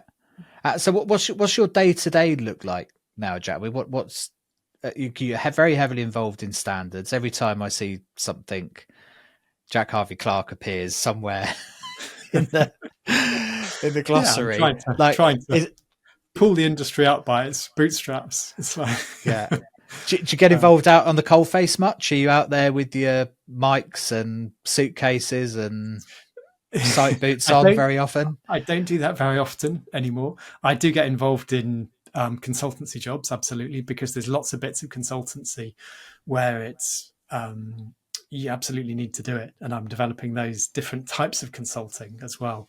I'm very keen on the soundscape approach, and that's a new way of dealing with sound entirely. So I'm introducing that to the team as well. Interesting. Yeah. So my day-to-day is quite varied. And if you could fix one thing in our industry, the kind of the ventilation sector, the air quality sector, to improve acoustics, what would it be? Like, if you were in control of the levers of power right now, what would be the one thing you try and I think correct? The simplest thing would be if sound levels in dwellings were measured, as you've mentioned, at the end of the building process, that everything else up to that point would fall in line. Yeah, because you now have a number that's being checked. It's going to be enforced, and then everything else would happen. So well, along with the flow rates, it needs to be done at the same time as the flow rate measurements, so that you're measuring the system under the right operating conditions. Yeah, I think that's probably very sensible. Jack, like, I knew this would happen, but we've just swallowed up 2 hours without even trying. Look, thanks a million for spending the time chatting to me. It was really enjoyable, as it always is, mate. And I'll catch you soon. Thanks a million. Okay, thank you. Thanks for listening. Before you go, can I ask a favour? If you enjoyed the podcast and know someone else who might be interested, do spread the word and let's keep building this community. And do check out the YouTube channel by the same name and subscribe if you can, as there will be additional content posted here quite regularly. This podcast was brought to you in partnership with ACO, Ultra Protect, Imbiot and Erico, all great companies who share the vision of this podcast. Your support of them helps their support of the show. Do check them out in the links and at airqualitymatters.net. See you next week.